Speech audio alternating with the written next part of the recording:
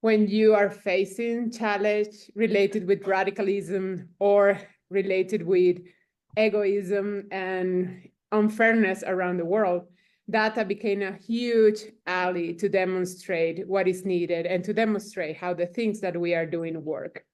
While SDGs provide a universal framework for understanding global development priority, we need to ensure that we know how to measure the contributions that we are doing to achieve those SDGs.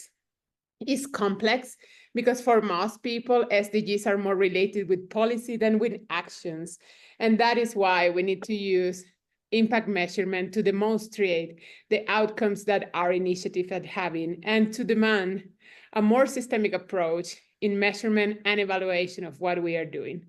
In this session today, we are going to explore some practical approach to building an effective impact measurement system that align with SDGs. We will also navigate the complexity that the organization needs to face while they are doing their impact measurement, how that means in terms of cost, in terms of time, in terms of understand the data that we are receiving. And we will have two incredible speakers to join us in this session to make it happen for us. I have the pleasure to introduce Alex Trujillo. Alex is an Ashoka Fellow like me, and he has a community-owned business model in rural populations in Latin America. He developed a framework to improve the relation between indigenous communities, public entities, and the private sector, with over 15 NGOs involved. And he launched a multi-stakeholder system change strategy, scaling his organizations to impact 27 communities in 3 countries. I'm very happy to have Alex with us. And I'm also have the pleasure to introduce Alejandro Mayoral, who is the one that is going to help us to kick off this session. Alejandro is the executive director and founder of the Indigenous Friends Association. He's also the executive director of the global human rights organization Access Now from October 2024, just 1 month ago. And his work is focused on building bridges between indigenous worldviews and environments where technology serves as a tool for social justice, which is something that we are eager to find in this particular time. Welcome, Alex. Welcome, Alejandro. Thank you for joining us in this session. And Alejandro, the floor is yours. Thank you, Gabby. And I'll be sharing more about myself and a little bit on a middle point in the transition point that I'm right now. And I think with what you said, Gabby, about how we can measure impact with policy is something that I'm in the middle of. So I'm very happy that I'll be able to share some insights regarding this. But I will leave that for later. Let's start with a moment to share with everyone. I'm gonna share my screen very quickly. I hope you can see my screen. Yes, you can see my screen. We are gonna use Menti. Probably some of you already have used Menti in the past. This is an exercise that I love to do just to start warming up the conversation. What I'm gonna ask everyone is to take out your phones, or you can open another browser window and go to menti.com. You can see the address on top of the screen and use this code. And when you do it, please give me thumbs up. Thumbs up, that gives me an insight how many people are using, that are already using the Menti. I'm gonna give you a little bit more time. If you can give me the thumbs up also in Menti, you can see the icon there. If you can give me the thumbs up as well in the Menti. Yeah, I have seen 3, 4, 5, 6, 7. Okay, I'm just waiting to see a little bit more. We are around 20 people. So I want just to wait to some people. In the meantime, if you have any questions, just please drop them in the chat or even unmute yourself if you have any issues. The idea is with this exercise that we can start getting in and trying to understand where is everyone, not just actually geographically, but also in our understanding of measurement, impact measurement. Okay, if at any point anyone gets disconnected, just feel free to enter back. Like you can type again menti.com and use the code that is beside in order to enter this questionnaire. So let's start with warming up questions, right? I love anxiety because this is, especially after the news today about the US election, I think this is the new a new character that we are gonna be using a lot. Okay, let's start with one quick thing. What weather do you prefer? Warm weather or cold weather? I just want to hear like, and I always get different answers. Okay, warm. Okay, warm weather. Okay. We are getting 12 answers. Okay, in 13 answers, 85.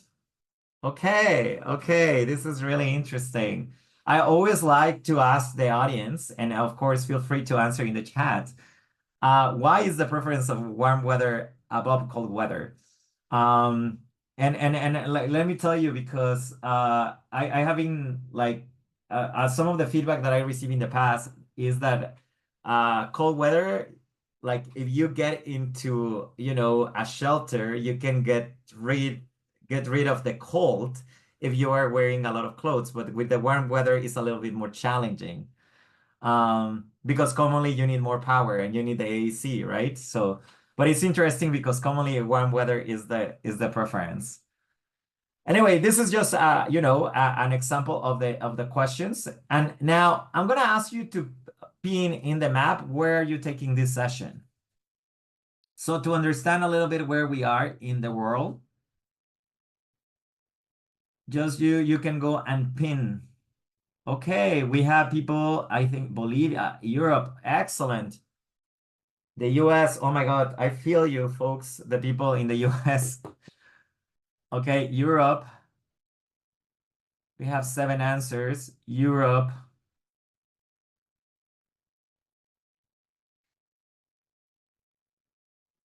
excellent. This gives me, oh, okay, we have people in South Asia as well. This is great. South Asia, South America, the US, Europe. Actually, this morning I was having a very interesting conversation about Taiwan and Myanmar and a lot of the, political implications and a lot of the environment and how actually on that side of the world we're also looking at the US election.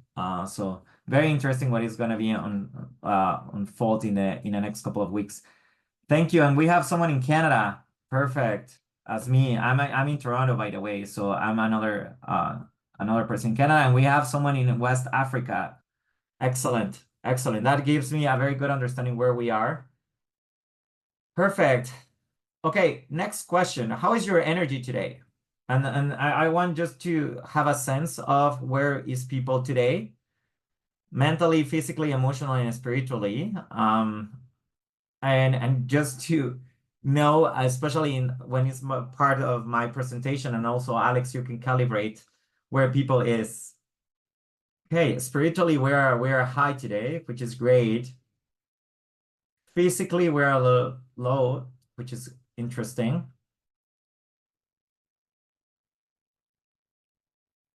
Perfect. Perfect. Okay, spiritually we're doing like high, and mentally and emotionally. Oh, and physically we have a tie. Oh, emotionally we're a little bit down today. Okay, interesting. But mentally we're high, so we can have a more intellectual conversation more than an emotional conversation maybe. And of course to check on people. Just to share with you a little bit of background, and you see the image on in the back. This is the Anishinaabe medicine wheel. The Anishinaabe medicine wheel talks about the different dimensions of a person, and part of the teachings are that in order to be healthy, you need to be in balance of these 4 dimensions. And actually, I put that image in the background because mental is in the north, emotional is in the south, spiritual is in the east, and physical is in the west. So actually, it's connecting to the colors that you see. And this is a teaching that is shared throughout, well, in many places in Canada, as well as in the north of the US. I just wanted to share this just to start the meeting. Now, let's go into a little more like intellectual question. What comes to your mind when we are thinking about impact measurement? Don't think too much. I just want to hear from you. What are the first thoughts when we are talking about? Okay, difficult. Okay. Thank you. Don't see the answers before answering yours, because if not, you are going to answer with the same words.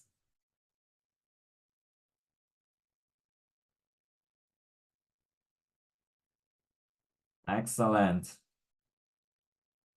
Thank you. Interesting. Okay, we have the routine and things are coming in. You know, there are common trends here that I want to highlight.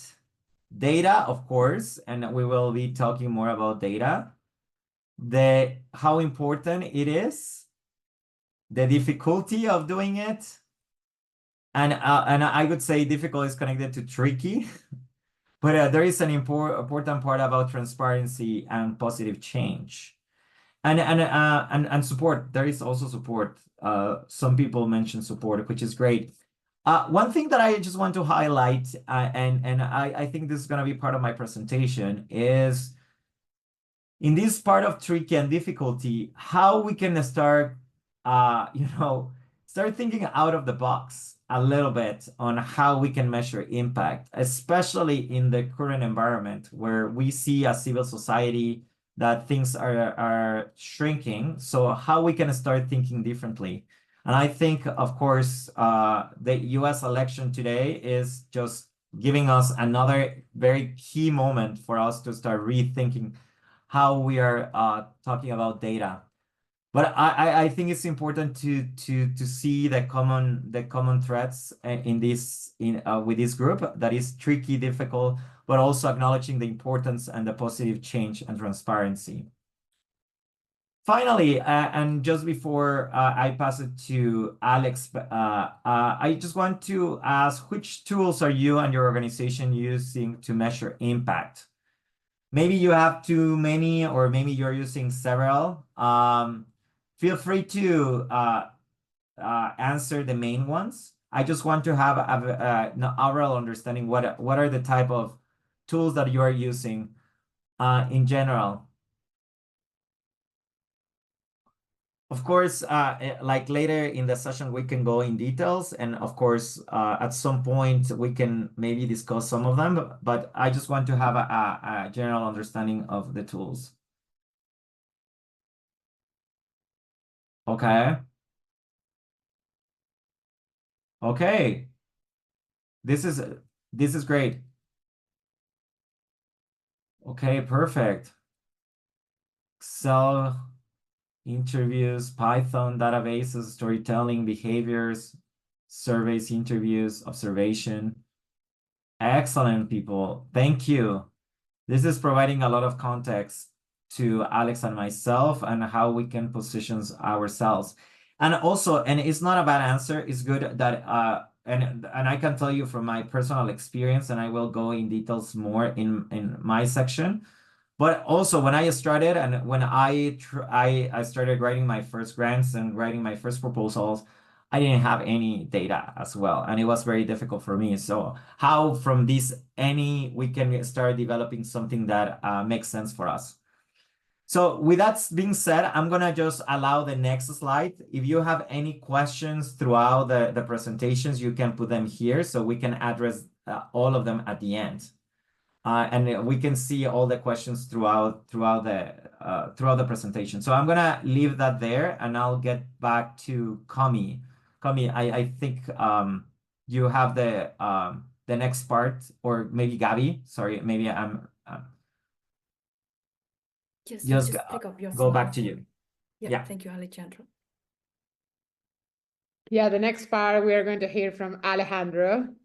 We are going to go with him a little bit deeper in his experience with impact measurement. Alejandro, the floor is yours. Thank you, Gabby, and thank you, Alejandro, for all the insights. I think it's a good time, as you both said, to take some time to process what's going on right now. So let's try to make this space a space where we can actually go back to basics and talk about why we're measuring impact, and how are we measuring it. It's a daunting task. We as social entrepreneurs, we continually face the challenge of properly measuring our impact. In my case, as the director of the Impact NFT project, we are always trying to ensure that our efforts are truly making a difference and aligning with global goals. And that's at first we initially, when we launched this project, we did not focus on aligning with the SDGs, to be honest. We were aware of a certain problem or set of issues in the territory. We knew we had a hypothesis to solve the problem, that we needed to communicate to the right audience, to raise funds, to properly implement our prototype, and to validate it. We were able to do that up to a certain point. And once we validated it, we needed to communicate it again to scale our solution. So it was a journey of understanding why what we were doing was aligned with the global perspective that the SDGs offer, and vice versa. I'm saying this because we actually went through a process of localizing the SDGs, bringing them to the local context of our key stakeholders, which were the indigenous communities we were working with. Can you change the slide, please, Komi? Thank you. Yes, great. So in our case, actually localizing the SDGs to the problem we were trying to solve, which I'll talk about Alex, in more detail. sorry Yes. for interrupting. There is no slides in the screen. Okay. We can see It's there it. for me. Yeah, you can see it? Yeah. Oh, okay. Yes. Sorry the interruption then. Wonder what's going on. Thank you. Anybody else have problems? Great. I can No. see it. I think Alex needs to change it in the top of your screen, Alex. Choose pantalla. Oh, yeah. No, that's okay. I just wanted to make sure that everyone can see it. Sorry, Alex. Sorry for the interruption. No worries, no worries. And yeah, so let me tell you more briefly what we were working on. Impact NFT is a project focused on cultural heritage preservation. And for this, we decided to use blockchain technology to properly record cultural heritage, but also to promote it and sell it as digital art. But first, I was telling you about raising awareness of the SDGs within the community, and I think that's a first step in most cases. You actually need to understand why you're using the SDGs as a framework, and well, it's about identifying for the community. It's about identifying meaningful indicators that resonate with the community's needs and resources. We really wanted to align existing local plans and programs with the global goals.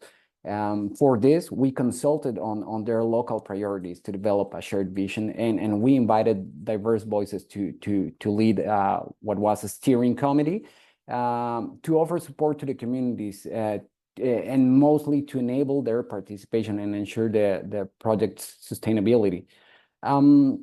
So this process, this localization process, is both a technical and a relational process. It involves a lot of stakeholder engagement, talking to the community, talking to different actors, and even introducing new actors into this process. So for us, the journey towards impact measurement was a journey of learning how to go beyond the inputs-outputs narrative, which I think Alejandro will talk more about, and to translate them into outcomes that reflect the unexpected change and impact. Next slide, please. Thank you. So we launched the Impact NFT in 2020 as a small pilot in some Bolivian communities. We identified that during the COVID-19 pandemic, cultural heritage loss, a problem that most Native communities were already facing, was exacerbated by lockdowns, logistic difficulties, and we identified an alarming increase in the risk of cultural heritage loss. So we focused on uncovering the root causes of this problem and also on identifying the interconnectedness of the different factors we identified. And the problem, you can see it there, every 15 days, a native dialect, tradition or cultural expression is lost, contributing to the erosion of cultural heritage. Next slide, please. Coming. This affects indigenous communities in the sense that communities and women often struggle with limited economic opportunities, and digital exclusion is a part of this problem. So this makes it difficult to preserve their heritage while participating in the global economy. And we were talking about that actually without our intervention, these traditions were risking extinction. Here you can see how these issues are interconnected and are multifaceted, which makes it way more difficult to isolate the effects of specific interventions. And impact evolves over time, right? So it requires long-term tracking and adaptable measurement strategies. And it's always challenging to gather accurate and reliable data. So particularly in these remote, underserved communities, we're talking about 1 million square kilometers that spans over 4 countries in South America. So balancing qualitative insights with quantitative metrics, it adds another layer of complexity. And it demands time, expertise, and financial resources. So it can be a daunting task. But there are some tools that are important to actually overcome this complexity. Next, please. In our case, to overcome this complexity, we worked on a solid theory of change that set the groundwork for our change management process. First, our theory of change clarified our path to impact. So breaking down our journey to long-term goals by mapping out the cause and effect relationships between our activities, our inputs, our activities, our intermediate outcomes, and the ultimate impact we were aiming to generate. And this theory of change also facilitates the communication of impact. As I mentioned, we needed to communicate it in several stages of our project and to different audiences.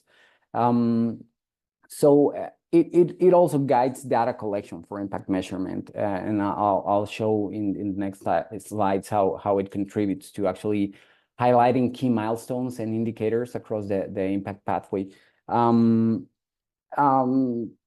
It can also support your evaluation and adaptation, giving you some margin to adapt. And what's most important, it gives you a baseline to evaluate your progress and identify areas where activities are effective or actually need some adjustment. In our case, we hypothesized that by providing indigenous communities, especially women, which are most of the times are in charge of actually preserving culture, by producing crafts, native art, but by providing them access to blockchain technology, we would enable them to preserve and share their cultural heritage globally through the tokenization of their art and their traditions. This in turn would create sustainable income opportunities, foster economic inclusion, and as a result would reduce the risk of cultural loss, improving economic resilience and enhancing cultural visibility, which was an important goal we had at that point. Next one, please. So our theory of change allowed us to organize our process and to start with inputs. to align our inputs with our outputs, ensuring that every input taken was directly connected to the intended result. So this helped us to focus on activities that actually drive desired outcomes, making our operations more efficient. So we had funding and resources. We definitely needed to fund to secure funding to support the community engagement training programs. We had we provided blockchain and NFT education tailored to cultural preservation. Here, we actually developed the programs, the training programs as an input. We collaborated with local leaders, with cultural organizations and NGOs, and we supplied the digital devices, internet access, and training materials. And our outputs based on those inputs were first creating NFTs, non-fungible tokens of indigenous art, and the training sessions, which were conducted in the territory and virtually. And we focused on training on onboarding indigenous women as digital participants, digital artists. And we provided indigenous communities with access to these digital marketplaces.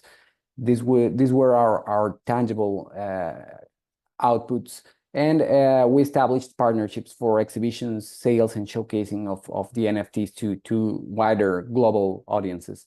Next slide, please. Thank you. So here you can actually see how all these inputs and outputs interacted to create our value proposition, our product around native digital art. So you can see how we presented native art pieces or artifacts as mediums of communication. What we tried to do is to integrate weaving techniques, digital animation, and blockchain metadata to generate engagement models that repositioned native artists as the main interlocutor from their culture. Next one, please. Thanks. So we developed a multi-stakeholder approach. This was fundamental for us, and we also developed a curatorial process where we grouped native artists, digital artists, and art curators who co-created digital artworks derived from their crafts. We also invited new actors, such as glam institutions. We're talking about galleries, libraries, archives, both public and private archives, and museums, to contribute as part of a multi-stakeholder ecosystem. And our theory of change was fundamental for this because we actually aimed to generate a mutualist model where the mission was to preserve and promote the culture, which we didn't want to. We emphasized on that, but also align and generate new incentives to promote and scale the reach of native art in ethical and transparent ways. We were talking about aligning incentives and making all these participants win when selling native art. Next one, please. To generate incentives for art collectors, we were talking about creating new markets. We applied a contribution model inspired by Dennis Trichek's research on blockchain and cultural preservation. So basically, his approach ties blockchain to tourism, creating user-driven incentives for cultural heritage preservation. And that's what we did. We created a tiered system, allowing buyers to contribute in exchange for rewards like owning physical artwork or even visiting the communities themselves. So this combination of digital and real-world experiences enhanced engagement and also promoted long-term preservation through tourism. Next one, please. We aligned our outcomes with 4 SDGs: no poverty through sustainable income generation, gender equality through economic empowerment and digital inclusion for indigenous women, industry innovation and infrastructure, focusing on the adoption of blockchain technology in underserved communities, and sustainable communities through the preservation and global sharing of indigenous heritage. Next one, please. And here's this is probably the most important part of my presentation. understanding the difference between outputs and outcomes, it's always challenging, especially in complex projects, but it's crucial for effective impact measurement. So outputs are the direct tangible products or services delivered by the project. So these are the immediate results of our activities and are fully within our control. This is something key to identify them. And outcomes are the changes or effects that result from these outputs. Outcomes show progress towards the ultimate impact, our theory of change, and reflect shifts in knowledge, behavior, or conditions. So in terms of time frame and control, outputs are short-term and achieved within the project's time frame most of the times. They are something we can fully control, like conducting workshops or producing digital art pieces. Outcomes, on the other hand, are maybe short, medium, or long-term. And this is something that took us some time to understand.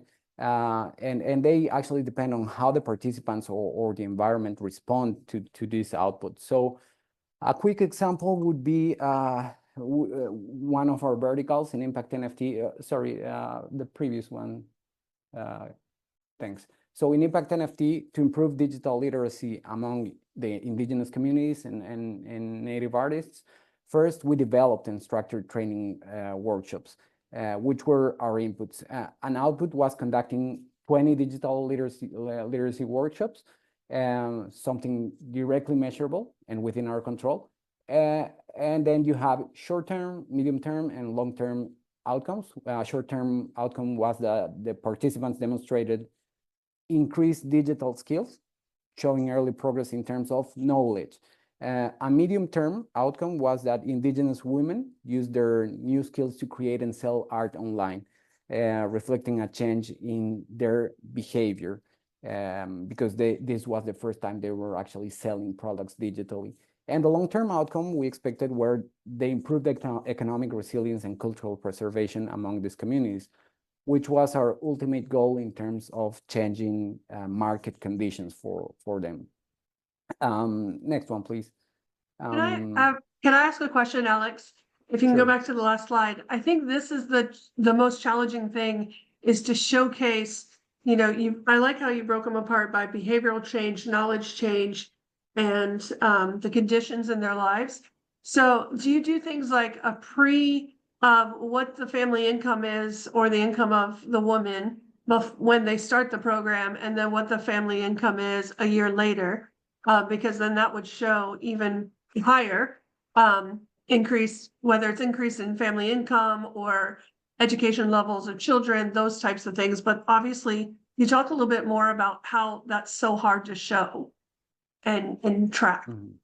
Yeah, definitely. You need to actually work on your baseline, and you actually need to select the tools you're going to use to properly measure your outcomes, and you'll probably need to triangulate most of those tools. So yes, it involves in our case, and this is the key part why I'm emphasizing so much on having key stakeholders involved, because most of this information we didn't have it, but some partners, some NGOs that were working in these communities in their territory for years, they already had some of these indicators, these metrics. So it contributed to our baseline without us actually having to develop our baseline directly. We already had some secondary sources. So it's always important to actually map your ecosystem, the ecosystem you're trying to effect a change on, and work starting there. But yes, you need to measure periodically, definitely, and that's actually that depends on the project, depends on the outputs. When are you measuring? For us, it was key to measure after every workshop, and follow up with the communities and with the participants 3 months, 6 months, a year after. So it was fundamental for us to have partner organizations in the territory. Alex, this is a great model, and I'm sure that our audience have many questions for you. I would love to also invite Alejandro to share a little bit of his model, and then have a few minutes to open the floor for everyone that has question, because some of the terminology and some of the processes that you have been done are incredibly easy to do, but sound very complicated. And I want to give you the opportunity to share with them.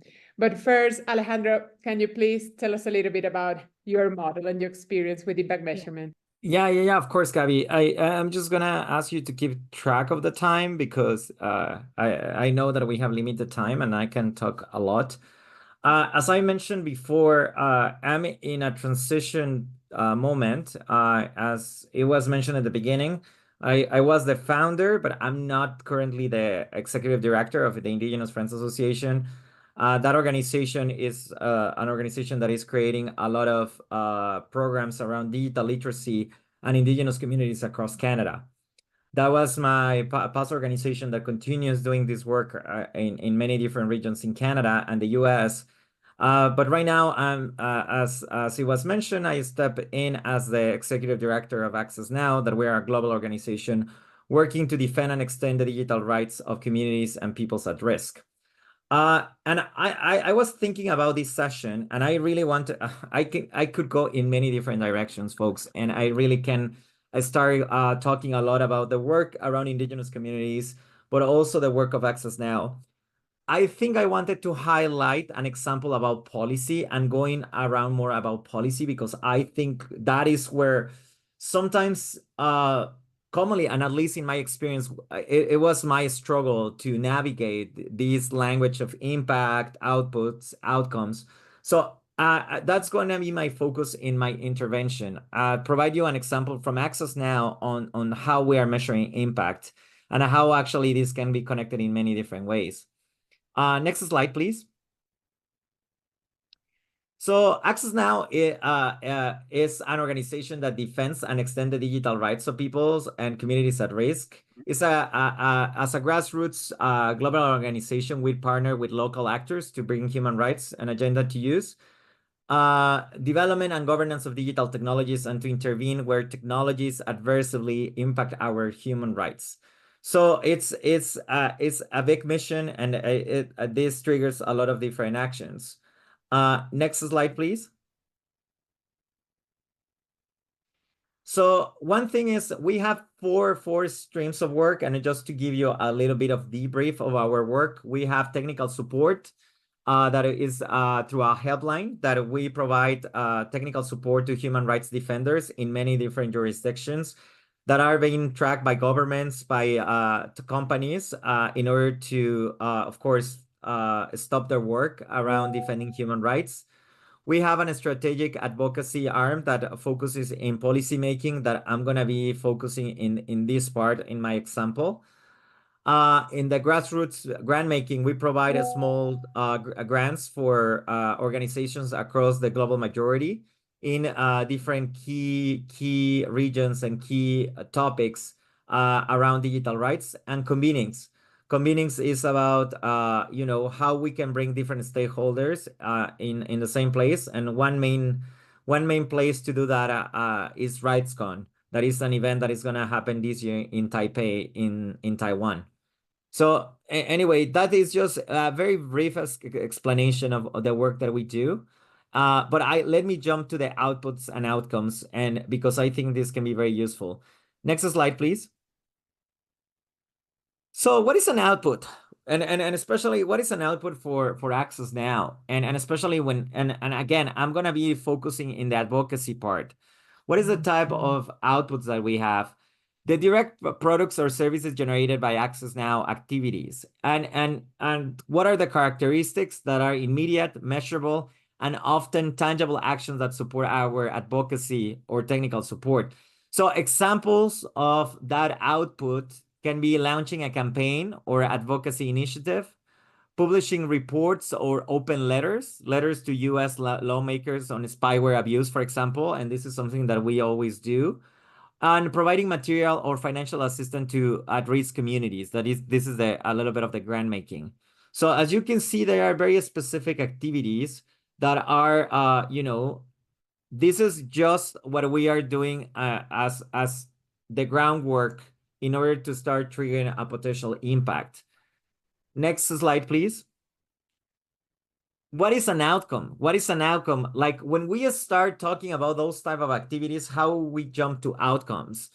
And outcomes, is when you see an initial change or benefit that results from those outputs, those initial activities reflected in shifts in policy, protection, or security. The characteristics are observable results that show progress toward digital rights. Why digital rights? Because digital rights is attached to our mission. So examples in the Access Now world is legislative victories, such as facing data protection laws. Sorry? Oh. Policy reversals. For example, the Apple reversing client-side scanning, that it was a big fight with Apple. Apple, the big tech company. Increase safety for at-risk communities, like improve security for helpline clients. And this is journalists and land defenders. A lot of actually indigenous rights defenders they improve their security. And the means or the limitation of bad actors, the spyware firms facing legal or financial setbacks. That is outcomes that we can see that are triggered based on those specific activities. Next slide, please. But let's go to the final part. Where is the impact? And this is where, and of course, this can have, and this is very important to say, that it can have different perspectives and people can have different biases and different ways of measuring impact. But here, of course, we are talking about the long-term systemic change that Access Now aims to achieve, often influencing broader human rights protections and digital freedom worldwide.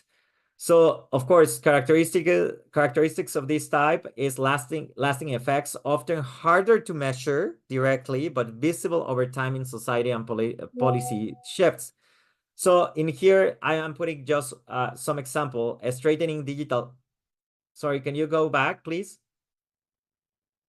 Back, please. Thank you. Straightening digital rights frameworks globally, significant curbs on abusive spyware use, or enhancing freedoms and protection for vulnerable communities. These are very broad, and of course, commonly it requires to put some indicators, some data that, of course, backups this. And also, and I have been challenging that term globally, how we can talk about global. These terms can be easily contested in the context of impact. And with this, I'm not trying to provide an answer to this and how you want to tackle that global part. Maybe it's regional, maybe you want to measure certain regions. And this is part of being creative on how you are going to be able to measure impact. Next slide. Now, I want to bring, that I have been talking about this, I want to bring a specific case where you can see how these three parts are linked and how we can make sense of this. This year, actually, we succeeded in the US imposing visa sanctions on global spyware abusers. So when you are talking about policy, okay, how we are going to influencing and how we are trying to create change. So just to give you a little bit of background, on February, like the advocacy team and by Access Now and other partners in the US announced a policy imposing visa restriction on those involved in or benefiting from commercial spyware misuse. So all these Pegasus and all these other firms that are like commonly located in other locations, how like the US actually started imposing some sanctions on this. So some of the outputs, so some of the activities on that was a publication of a joint letter. That was very specific. It was a joint letter that involved several meetings with several actors having several negotiation moments in order to put that joint letter together. Then, of course, meetings organized by Access Now to influence policymakers, to go with the policymakers, with the stakeholders. and for example, a press release with recommendations for improving the visa restriction policy. So these were three very specific outputs from this initiative. Next slide, please. Then from there, you have the outcomes. The outcome was a new US policy restricting visas for spyware abusers. That was a very clear outcome from us. Sanctions and actions against company like this NSO group and other listed by Access Now. And feedback from US policymakers ceding Access Now influence on their understanding and decisions. I think that was, I would say that was an internal outcome for us, something that we can use and quote and use in future even fundraising strategies.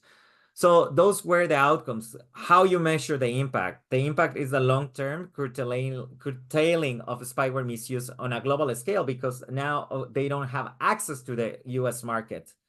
So not having access to the US market or having restrictions in the US market, actually, that can have an impact in the overall scenario of spyware misuse around the world. Of course, I'm hoping that this can continue with the current news that we received this morning, but this is part of what is coming in the following days. Of course, strengthening the policy framework to protect against human rights abuses enabled by spyware. And of course, we have a lot of examples across the world how spyware has been used against it.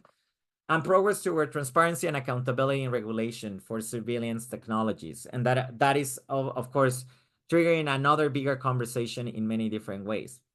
So this is just a case study that I wanted to bring up in a very short period of time. I have other case studies, but I just wanted to bring a very specific one. Now, the key takeaways.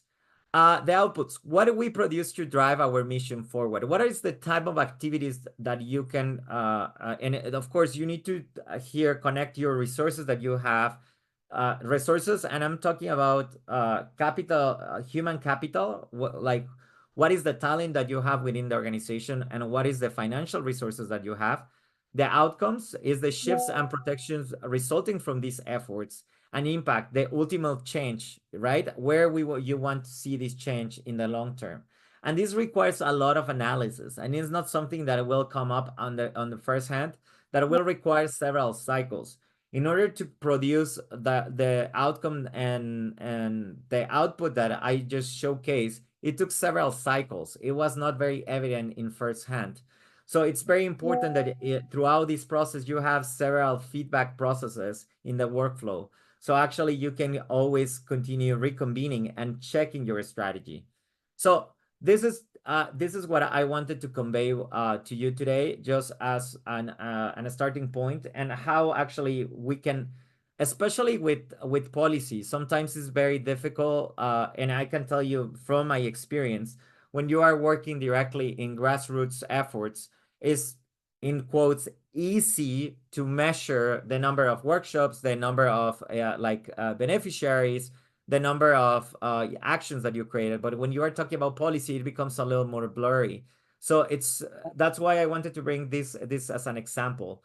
And of course, very open and of course to discuss because and especially when you talk about impact, about policy, it can be very controversial, right? And really, are we talking about impact at the global scale, as I mentioned before? So there are several conversations that can be triggered from there. But Gabby, I'm gonna stop there because I know that we have limited time. So it could be also very helpful. I love the example because sometimes it's difficult to see how we can use data and use it specifically for public policy purpose is one of the main systemic assets that we can have. I want to invite also Alex to this conversation. We have some questions for you in the chat, and also I have a question for you, and then we will give you a few time to discuss in the breakout rooms. But we have a question that is very simple, how we can motivate our beneficiaries to complete an impact survey, an impact measurement, or use impact measurement tool during the projects. I have my very own favorite game to do impact measurement, which is Play Berto, but I know that there is many other possibilities of doing impact measurement. Can you explain us a little bit, Alex, first, how you motivate your communities, and then Alejandro? Sure. When it actually comes to measurement and to motivating them, I think you need to have a set of tools in place. And when I'm saying tools, I'm saying you need to have your stakeholders aligned. You need to have partners in the territory, because at the end of the day, those partners or your local team in the territory will be the one actually conducting the surveys. So you need to actually leverage on some tools you have, some information you already have, or if there are other organizations collecting data, you can do that. That's why I said you need to map your ecosystem at first, especially when you're talking about a new project like ours, Impact NFT.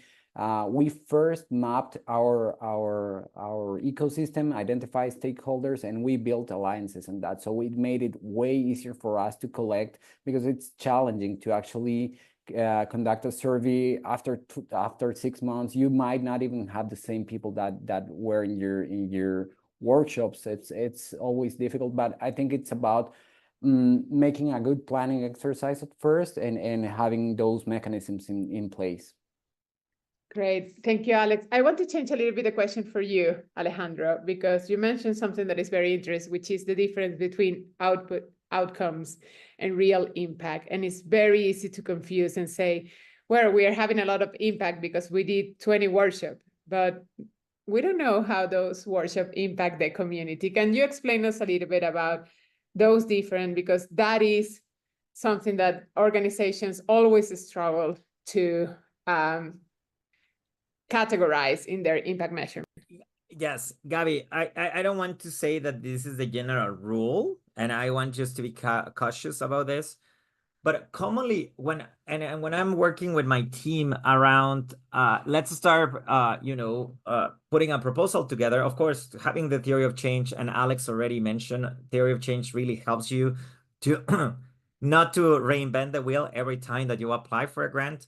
Really, and just before answering your question, invest time on creating your theory of change. That takes time, and it's not a perfect document. It's a perfectible document that is gonna continue being developed over time. But really invest in this document, even if it takes several months. It can be worth it for fundraising purposes and for having a vision where you want to go and how you are measuring impact. But going back, Gabby, I think a very important part is when you are creating the problems tree, and when you are really seeing the strategy, how to create impact. And especially as a startup, I had the experience of starting from the ground. When you don't have any money, you don't have any resources, and even you're putting a lot of volunteer hours in creating how you start measuring and trying to make sense of the impact. Of course, suddenly I'm saying, yes, invest in your theory of change, and I guess some of the participants here are going to be like, Alejandro, but I have very limited resources to actually putting more effort in creating theory of change.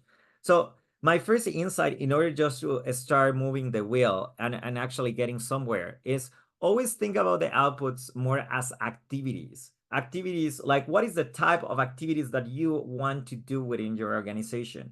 I always, when I'm talking to a social entrepreneur, and as a Shoka fellow, I'm always looking that there is a lot of people around me that are always involved and trying to create social impact. But I'm always what is the type of activities that you do? Do you do workshops? Do you provide technical support? Any type of technical? You are trying to change legislation? Or something totally out of the box, which is totally fine. I think it's important just to start laying out what are all the activities that you are engaged with.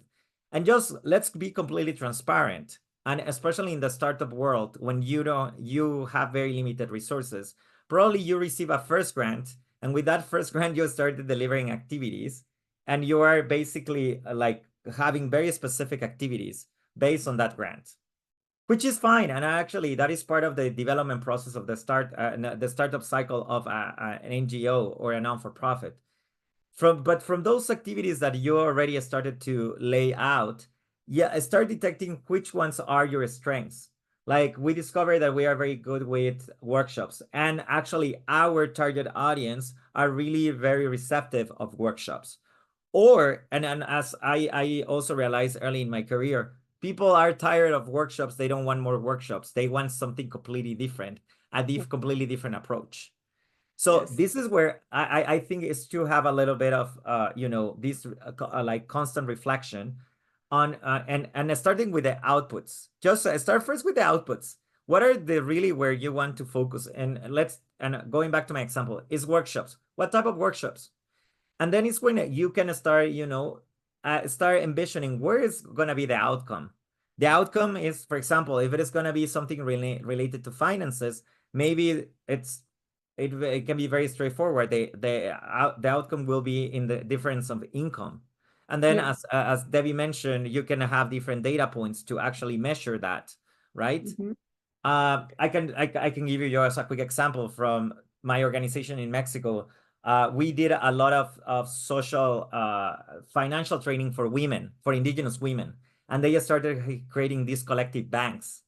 These collective banks where people can borrow money and lend money, and all the interest was coming back to the women. So there was a clear initial baseline, and after a cycle of savings, actually you can see the income increase. So that was a very Okay. clear outcome for us, the change of the income, right? What are you mentioned, Alejandro, is what we recognize as participatory research, which could be part of your programming too. It can help you to get data from the community at the same time that you are having impact. Most of the people in the room, I know they will be curious about how this impact measurement could be used not only for fundraising purpose, but also for rethinking our impact and include new kind of experience in our programs. I have to say, after our first impact measurement 15 years ago in my organization, we discovered that we were not having any impact in the communities because we were working just with children. And they improve a lot in the school, but when they go back to home, they have the same problems, they have the same violence at home, and nothing was changing. And that made us change our program, rethink it, and include mothers, teachers, and some other stakeholders. In impact measurement, there is a lot of things that we can do to connect it with our programs. And I want to invite you to speak with our audience directly. I want to ask Comi to divide us in breakout room. Oh. Alejandro will be in one breakout room. Alex will be in other, and they will be chatting with you directly and sharing their experience about impact measurement and how we can use that for our programs also. And you will have the opportunity to introduce yourself and also share your examples. This could be a co-creation, and as much people participate, as much time we will have to learn from each other. We have 10 minutes to share in the breakout rooms, and then we go back here to wrap up the session. Thank you, Alejandro. Thank you, Alex. Thank you, Gabby. All right, the breakout rooms are opening up. Hopefully you can join us. And we've got them started off. Let us know if you're not able to get into your room.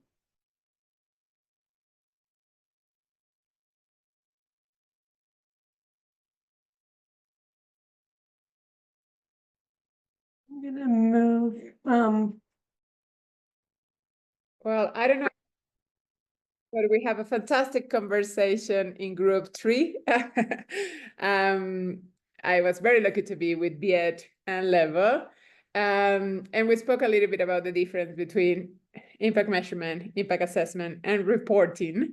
But I would love to invite you, if anyone wants to share any of the conversations in your breakout rooms. We have a few more minutes before closing, and I would love to hear from you how the experience was.